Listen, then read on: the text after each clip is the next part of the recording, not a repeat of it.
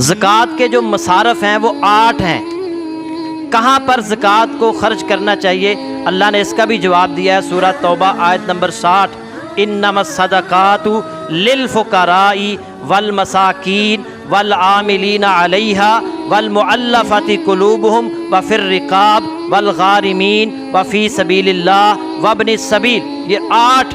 مصارف ہیں زکوٰۃ کے، فریضۃ من اللہ واللہ علیم حکیم۔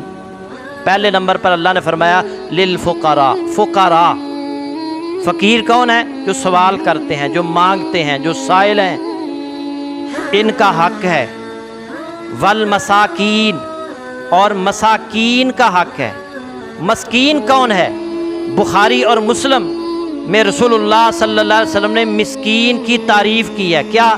نبی صلی اللہ علیہ وسلم فرمایا مسکین وہ گھومنے پھرنے والا نہیں ہے جو ایک ایک 2 لقمے یا کھجور کے لیے گھر گھر پھرتا ہے، بلکہ مسکین وہ ہے جس کے پاس اتنا مال بھی نہ ہو جو اسے بے نیاز کر دے، نہ وہ ایسی مسکنت اپنے اوپر طاری رکھے کہ لوگ غریب اور مستحق سمجھ کر اس پر صدقہ کریں، اور نہ ہی وہ لوگوں کے سامنے دستے سوال دراز کرتا۔ یہ ہے مسکین، یعنی جو مانگتا نہیں ہے، سوال نہیں کرتا، لباس بھی ایسا پہنتا ہے جس سے اس کی جو ہے نا وہ ظاہر نہیں ہوتا کہ یہ بندہ ضرورت مند ہے، حاجت مند ہے۔ بہت سارے لوگ ایسے ہمارے معاشرے کے اندر پائے جاتے ہیں جو کماتے تو ہیں، مگر آج کل اتنی مہنگائی ہو گئی ہے کہ ان کی جو ہے آمدن جو ہے وہ ان کے اخراجات سے کم ہوتی ہے یا برابر ہوتی ہے۔ اگر گھر میں کوئی بیمار ہو جائے یا حادثہ ہو جائے یا کوئی پریشانی آ جائے تو اس پر جو ہے نا وہ ان کو قرض لینا پڑتا ہے۔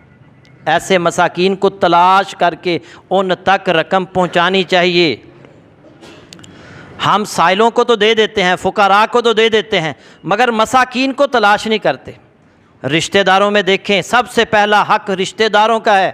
رشتہ داروں میں دیکھیں کون کون غریب ہے، کس کی آمدن کتنی ہے، ہر شخص کو پتہ چل جاتا ہے بھئی کتنے تنخواہ لیتے ہو، کتنا کما لیتے ہو، اور اندازہ لگائے اس کا گھر بھی اگر کرائے کا ہے تو اس میں سے اتنے پیسے نکال دیں، باقی کے بجلی کا بل ہے، پانی کا بل ہے، گیس کا بل ہے، اور جو اسکول کے بچوں کی فیسیں ہیں،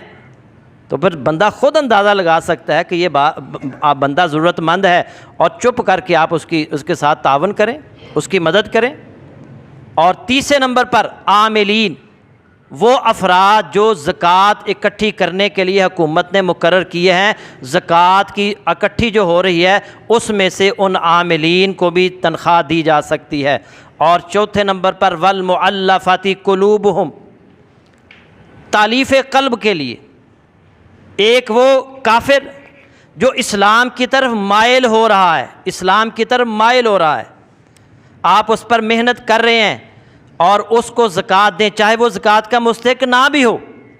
اس کو آپ زکوٰۃ دے سکتے ہیں، اس لیے کہ یہ اسلام کی طرف اور مائل ہو جائے۔ اور دوسرے نمبر پر وہ نو مسلم، ایسے مسلمان جو نئے مسلمان ہوئے ہیں، ایسے افراد جو نو مسلم ہیں، ابھی مسلمان ہوئے ہیں، اور ان کو مزید پختہ کرنے کے لیے زکوٰۃ کی رقم ان پر خرچ کی جا سکتی ہے۔ اور تیسرے نمبر پر وہ افراد ہیں، وہ غیر مسلم ہیں،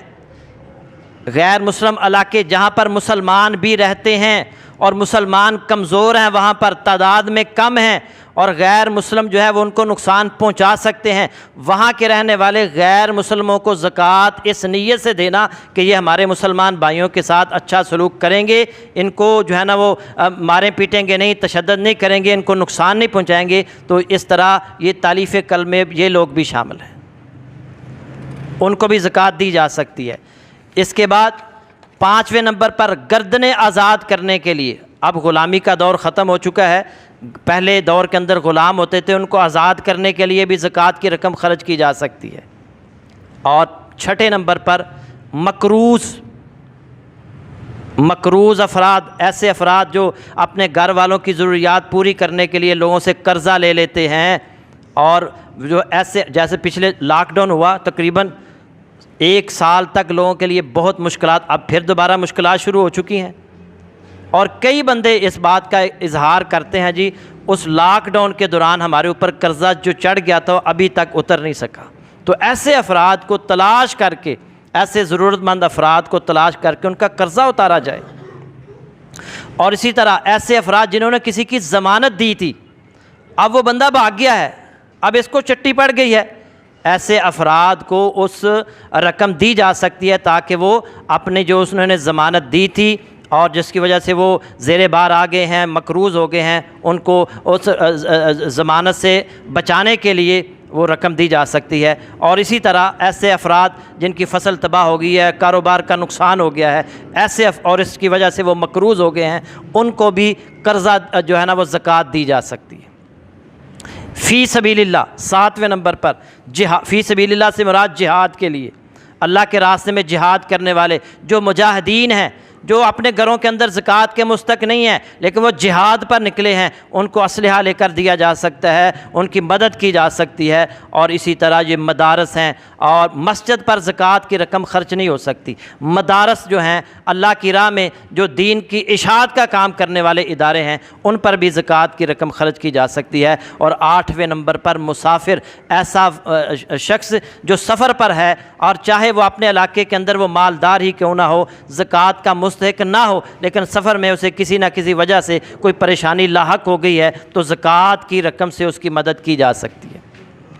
رشتہ داروں کو، سب رشتہ داروں میں سے جو مساکین ہیں، جو فقیر ہیں، ان کا پہلا حق ہے، رشتہ دار کو آپ دیں گے تو دوہرا اجر ملے گا، ایک ہے صلہ رحمی کا اجر اور ایک ہے صدقہ کرنے کا اجر۔ تو سب سے پہلا حق زکوٰۃ کا جو ہے وہ غریب رشتہ داروں کا بنتا ہے۔